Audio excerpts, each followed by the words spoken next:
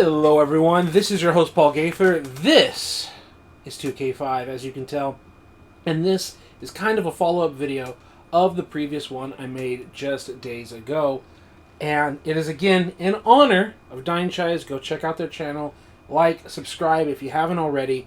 Fantastic creator. We are going into options, we're going into difficulty using their recommended difficulty, a kicking meter that I have to get accustomed to. That I really am not, but that is fine. We're using the 49ers against the Eagles. We're using like a November 2004 roster update, middle of the season. So there you go. We're using the 49ers playbook. That doesn't really matter though. The thing I want to discuss here are running plays. We talked a little bit about passing in the last video. I figure why not talk about running here? And while there are all kinds of plays that exist in the book, there are many that I do not recommend, and while you can gain some yards sometimes, they're too risky, and one of the main philosophies of the running game is about consistency and imposing your will. So inconsistent runs, to me, just aren't worth it. Here is a reverse, and it's like, yeah, maybe if you make a juke move or something, you can get around this guy, break the tackle, and then look at all that green space, and it's just like, that's really it. We're going to go hand the ball off. We're going to attack.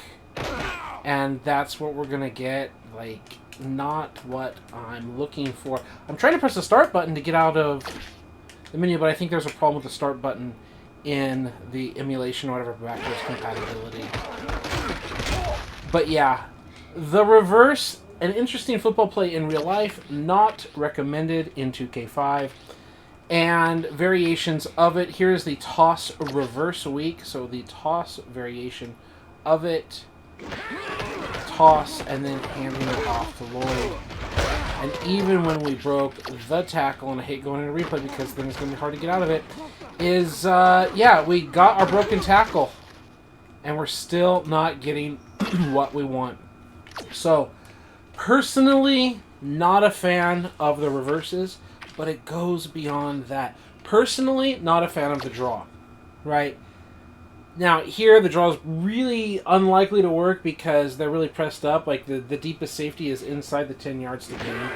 So when we drop back, while we can get 3 yards, we want more than that.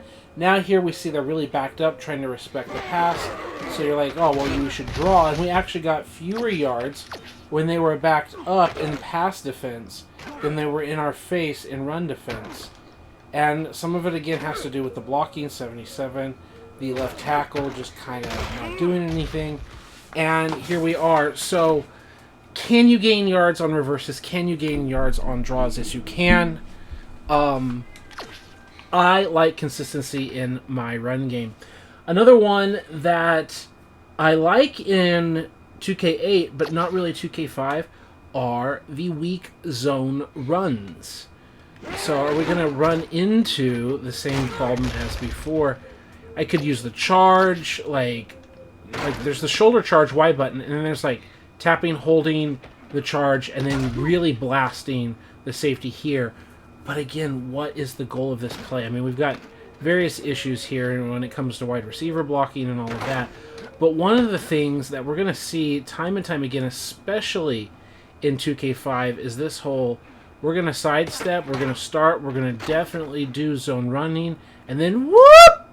We're going to go backwards and not block the way we're supposed to be blocking, not engage in the animations we're supposed to engage in the game that, I'll say it, is overrated. Very good. This game definitely deserves a lot of credit, but it is overrated. It is flawed. It has problems. Do not pretend otherwise. But the other issue that sometimes creeps up is our left guard, in this case, 66, and or maybe even 77, they'll all start running a zone right on the zone left call. It's because I feel, personally, Visual Concepts did not ever understand the zone scheme system. They didn't understand it at all. They didn't record for it. They didn't account for it. And when I say they didn't understand it, I'll give you an example. Here in this book, no, not the book, but yes, right here. Here's your example. Strong zone cutback. There's no such thing as zone cutback. That is not a real-life football play. If you understand the intricacies of the zone play, then you already know what I'm talking about, that it doesn't exist. And if you don't, we can go over it relatively quickly. But it doesn't exist, and they thought it did. And they have it in this game, and they have it in 2K8. The fact that they think it exists, and it's a play that exists, is a problem. And so, what is the problem? What do you mean it doesn't exist? You can see it right here, Paul. It clearly exists. I'm going to tell you, and I don't care how the result of the play is. Strong zone, you are reading the end man on the line of scrimmage with their hand in the dirt. So if it's a 3-4 defense with an outside linebacker, no. You're reading the defensive end. You're reading the end man on the line of scrimmage, hand in the dirt, outside in. So here's the edge, here's the 1 read, here's the 2 read. That's the goal of an outside zone. If we're going left, it's in man on the line of scrimmage to the next man inside. That's the zone. Again, if you know zone, sorry, not trying to waste your time, but that's the reality. So what are we reading? We're reading head inside or outside. So this helmet, this head, is going inside. That means for a normal, traditional outside zone run, you need to be taking the ball outside here. Now, you can side note say, Paul, all this talking, and this is an inside zone play, you don't get it. They called it cutback, but it's really inside zone, not wide zone. Stop wasting your time. Let's at least humor me before we go down that road, because I can already hear it. I already know, but this is my video, and I want to talk about how the traditional idea of a wide zone also doesn't have the handoff correct. So this is why I said maybe it's an inside zone we're talking about in a minute. The outside foot of the guard, which it's really hard to be precise. There we go. And about here-ish, like where between the quarterback and the running back, roughly between the quarterback and the running back for the inconsistency here. This is like the aim handoff point for the outside zone, and that's clearly not what's happening here. So also the handoff mechanics are telling me this is inside zone, Paul, obviously. But it's not called inside zone. They call it zone cutback, which doesn't exist. So the last part of a zone run play, and you can even see it here with the marker that I've put, is we're aiming for outside of the offensive tackle. We're aiming to the hip of the tight end. And that's not the angle we take, nor is it the angle that the tight end takes. And we're not threatening this outside run. So again, Paul, what does this have to do with the zone cutback? We're reading helmet inside or out. If this player is working this angle, working helmet outside, getting lateral movement, then we go to number 2. We're going inside. So straight up the field, but like that means we should be overtaking and we can go outside. Or a helmet inside, we should be able to go outside. But if this helmet is like this, if it's get a lateral movement, then we're going to our number 2 read here, and the same thing happens. Is it helmet inside? Is it upfield and we're overtaking? Or is it also flowing to the play side? Flowing. And so what ends up happening with this handoff point right here, if you suddenly are moving this tackle right here, this defensive tackle finds their body located where this defensive end started. If this defensive end finds their body somewhere over here at the point of the handoff, everyone is shifted over 1 or 2 gaps or whatever naturally through the action of the run play and gap and everything like that. So what ends up happening when you get the ball here, and this defensive tackle's way the heck out here, and your center is up here, you're still outside where you were. You're not cutting back. You're putting your foot in the ground. This is your 3rd step. Your 4th step has your foot around here, and you're going north-south. Now, show me. You're in the middle of the hash marks. You're getting the ball in the 3rd step. Your 4th step is here, like towards the hash marks, and you're going north-south. You're going outside of where you started. You're not cutting it back inside. You're just cutting it upfield. There's no such thing as a cutback. Okay, so we got that right. Now we're going to go back into this cutback play, and we're going to talk about that inside zone concept idea, whatever. we're going to call strong outside zone, and we're going to see what happens here. So, again, this is a perfect example. Who's at the end of the line of scrimmage? It's the guy over the tight end, right? But we said in man on the line, EMOL, in man on the line of scrimmage, EMOLOS, right? In man on the line of scrimmage, hand in the dirt. Still the defensive end. So we're going to read him to the tackle. What happened there? We cut inside of him. But what's going on here? Look, there's the handoff point, right? So we have the starting step, but what we really have here is 1, 2, 3. Third step by the running back. Really good. You can have this little motion step. That's fine. This is like a 0 step. We kind of call it a 0 step. Like, it's not really a step. And that's a whole thing that Coach Alex Gibbs got into. This is the first real step right there. 1, 2, ball's not seated yet. 3, ball is seated. Third foot is down, and you're made your read. So what happens? Fourth step right here. And I'm really allowed to control as a user here on that fourth step. And what happened?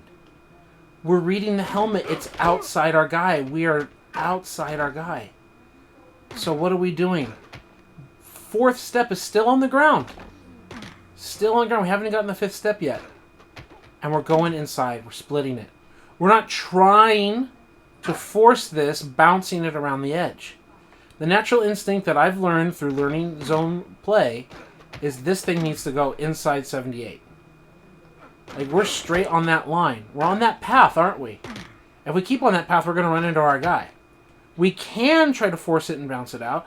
I'm not telling you not to officially. You play your video game however you want to play it. But I'm telling you the rules, of the zone run system to make it work is this is helmet outside. It's body movement outside. It's leverage outside. Look at that. Look at his starting spot. He's on the hash marks. Is he on the hash marks anymore? No, he's outside the hash marks. He's been moved physically. So we're going to 2, okay? 2's here, right? This defensive tackle. Where's he start? Where's he at? Right? While this defensive end has moved, the tackle hasn't moved at all. He's stayed located right where he is, right? And he's actually even moving inside. So that's what I'm saying. We're looking at it, and that's how I immediately knew, right? I'm just going to keep my track here, go inside, split it out. Now, if there was vast movement, boom, boom, boom, I'm probably going to pull like left trigger and do like a cut. But again, it's that same idea so I can go north and south, right? If I've got a defensive tackle here on this hash mark, and I've got this guy out here, I might even do my little juke, right? But that's just what we're doing. I hope that makes sense. So we're not going to run too much of that. I'm trying to keep your attention on all that. But that's so important. I hate to have to teach zone run over and over and over against many videos. But you get that idea.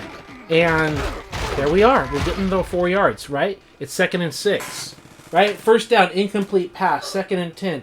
3rd and 6. 3rd and 6, we can throw air quotes any pass. Like a 5-yard pass, the receiver can get 1 yard, right? It's like a 5-yard out. The receiver, if I'm throwing a 5-yard out, if I'm throwing a 5-yard little check down curl or whatever, that there better not be a defender right on his backside to tackle him if I'm throwing those little check downs, right? So a slant or whatever, like 3rd and 6, if I picked up 4 yards on 2nd and 10, like I should be able to convert that, right? So what do we got here?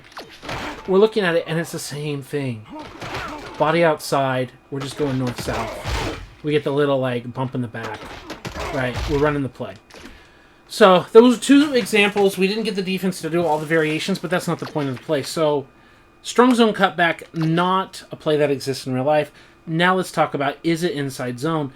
And I'm sure that you can understand maybe the logic here. Everything that I've learned about inside zone, I'm not so much of an expert on inside zone. I don't really like inside zone. I don't hate it, but it's a very, too conservative of a play. And I say that because the idea of outside zone is, sometimes you're going to get this guy moving inside, and you're going to get the edge, and you're going to spring 20-plus yarders. You're going to get big gains.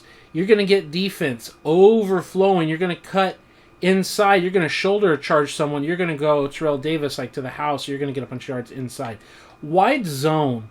One of the things that Alex Gibbs, the inventor of it, rest in peace, said is the reason why he likes wide zone so much, Terrell Davis and all them, the Denver Broncos, Marshawn Lynch, all those guys, wide zone is because of the explosive plays. They call it no negatives. We're going to get you to the line of scrimmage, We're going to get your line of scrimmage without getting hit, without getting lost, without getting an unblocked defender because we're pulling a guard. Like, we're not going to get you hit in the backfield in most cases, unless our guys just completely fail on their job. We're not going to get you hit, until you get to the line of scrimmage or better. If you make the right read and you do everything, you should be able to get 3-4 yards. You should be able to keep the offense on schedule. And when things go right, you can be explosive. That's the point of the wide zone. Now, the inside zone, everything I understand about it is it's hyper-conservative. Hyper-conservative. Like, air quotes, doesn't have big plays. Like, you need multiple broken tackles or a complete breakdown of the defense to get big plays out of the inside zone. It just doesn't have the edge because it's inside zone. You're just running between the gaps. But there is consistency to it, right?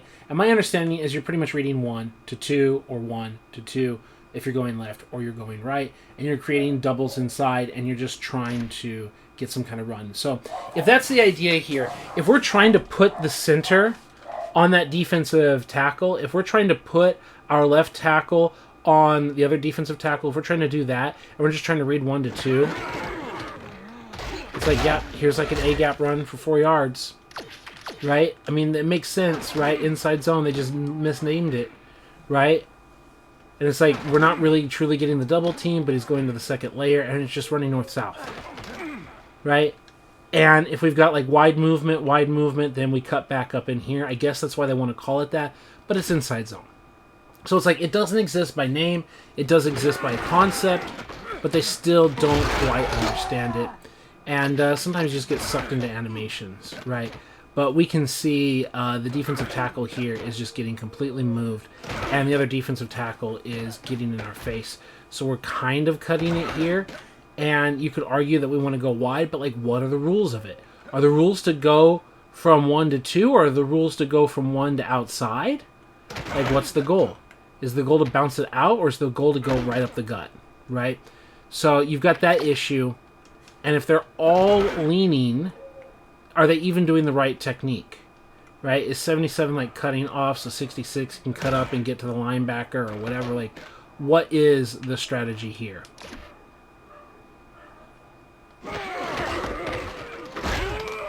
Very conservative, hard to get yards, not impossible.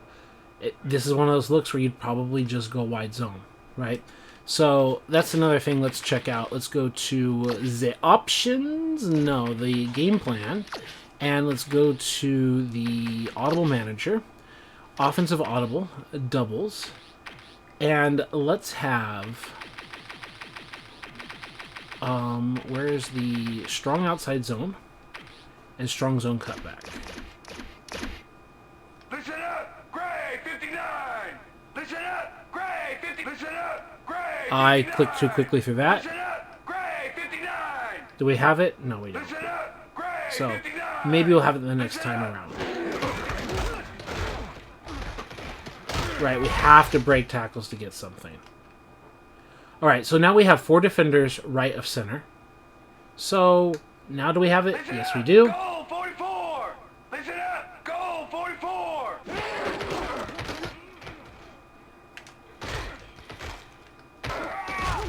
We get our 22 yards.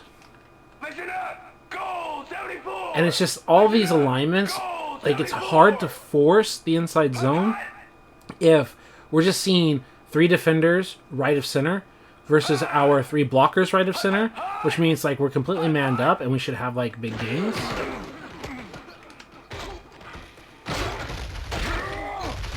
And that's what we did again as well. We're going outside because we saw what? Head outside, and we saw the leverage, especially the linebacker looking around. And we're just going, and we're head, shoulder charging, and we're picking up yards.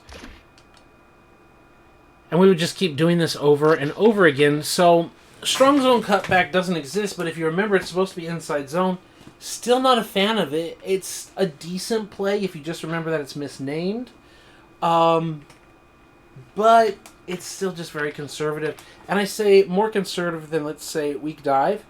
Because the other issue is visual concepts struggled, even in 2K8, to get the blocking correct for the zones. Like the correct animations, going the correct direction. And so I would rather weak dive. And even weak dive has problems. We're going to see problems with the center. And there we go. Immediately, center goes to the left to take stuff out, and then ends up picking this up. So it's not a big problem to you. I understand that.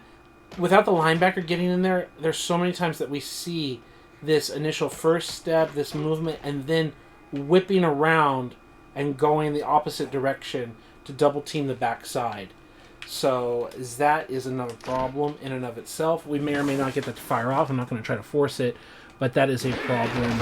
Yep, there we go. We got it to fire off the second time. He starts. He goes down the angle. He's going to help 66. We're going to shove him out of the hole. We're going to just double team this defensive tackle. We're going to get leverage, and we're going to... Oops, actually, we're going to block the other guy over there. You know, and that's the problem. So that's the issue I have with weak dive.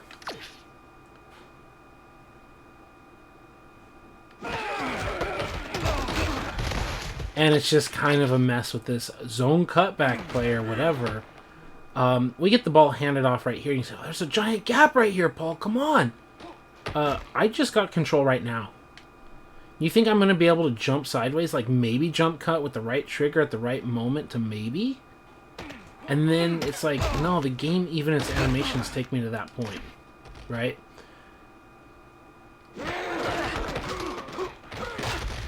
So that was a little L trigger. I think that's the best thing that I can say to you is like, be ready to use a little L trigger action. If you're going to do the zone cutback play or whatever, instead of user manually using the stick, use a little L trigger to have him manually do it, or right thumbstick to the left. Maybe we can try that. But I'm trying a little L trigger instead of change of direction. Yeah, it's a little... I wasn't right to do that, but I was forcing it. Yeah, that's a lot smoother L trigger. Now we're going to try stick. Wasn't as smooth. It was more like dancey here instead of like a smooth little movement. I don't know if I even got anything out of that as a user, or it was just the other animation. Yeah, he's just a little dancey there, and it's probably better to Y button shoulder charge or left trigger that thing. That was just super obvious. Normally when we want to run the ball inside, but it was just like... I mean, come on, who didn't see that coming? It should be zoning all the way out to the right. So, not so bad. Like, just like it doesn't exist. They don't know where they're doing. You have to like adjust it yourself as a user. You have to make stuff happen. So the cutback here, you're just like, okay, we're bouncing it, right? I mean, this is not what zone teaches you to do, right? You still got to like make something happen as a runner. But it kind of goes against the rules of zone running. We're probably going to want to bounce this outside. So, weak dive, strong toss. I don't like weak toss nearly as often. There has to be a specific reason for weak toss, especially if you get the defense going to one side versus another. Let's go. We're in triples. We got a weak dive, which is okay, but see this weak outside zone. You're going to see it. It's the same thing, but without the tight end.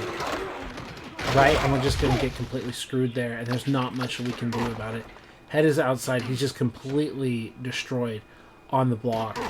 And then we're going to have to run inside where there's two defenders, and it's just a mess. So one of the things to think about when you've got these weak dives is intentionally putting the tight end in motion. And it's a tell. But I don't remember if it makes like a positive difference or not for the weak plays. Like you have to make the movements. Yeah, it's kind of the same thing. You're just hoping and trying to force that you can get the inside angle. You get set, hand on the ground. Kind of a little animation trap. So, when calling run plays, I hope that helps. Toss should be relatively simple to understand. It's literally a toss play, its name, and you just read your blocks, and you get outside. The thing with weak toss... Do I have weak toss here? I have weak outside zone. Nope. We got weak toss here. Again, numbers. Safety's coming up to go against our wide receiver. That's pretty good. We're probably going to still have to try to beat one defender. And then we didn't get the block help at all. So you can see the wide receiver wants to go up and block here. That's good news. We do not get this block sustained. So we beat one defender, and now we still have 2 more to defeat. Linebacker does not get picked up and starts chasing us down, and we don't get this guy. So we're going to have to beat like a lot of players just to get what we want. So no thank you. What we can do is call weak toss out of the huddle, and then cut to inside zone or cut to strong zone. This is what happens when you don't follow the rules and don't go back inside and don't L trigger this, because this should be a go inside. This is what I was trying to force earlier. Where's the defensive tackle? Where does the defensive tackle end up? Defensive tackle gets moved, right? He's here. And where's the defensive tackle? He's on the hash marks. His whole body are outside the hash marks.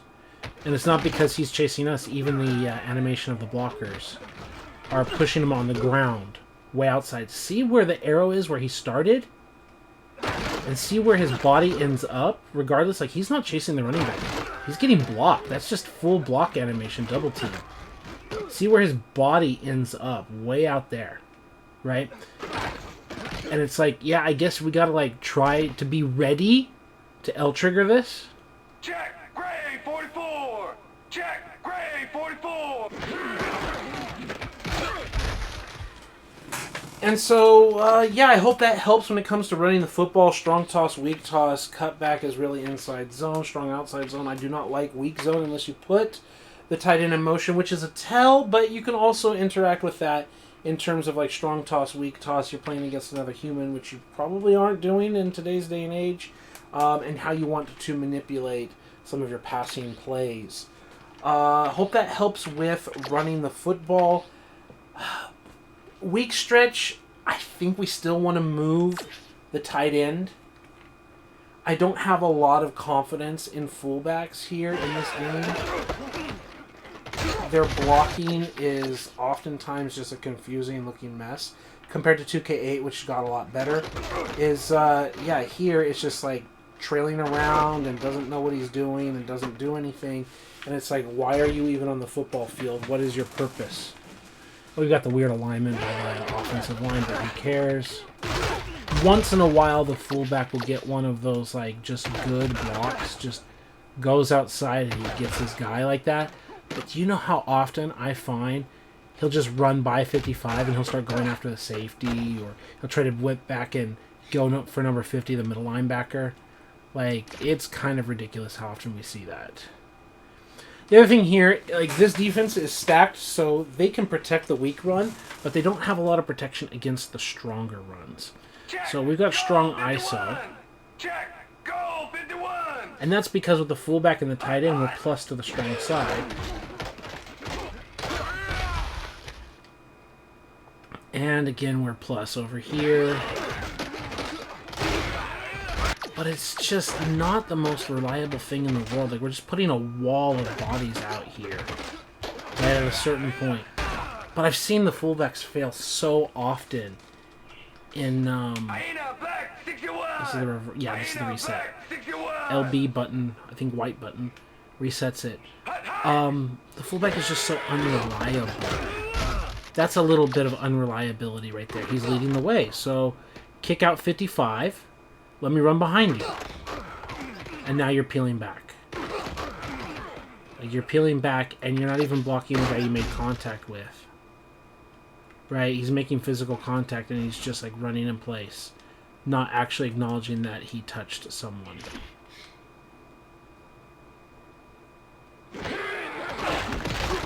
And then you also just get blown up like that. So it's like, get out of the play, especially that play.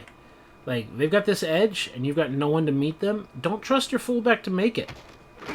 Not only will he not make it, I mean, 2 guys shoot through, and the fullback is like, who are you going for? And then, even when the safety comes up, he's like, I'm dipping out here. I'm dipping out. I don't want any of that noise.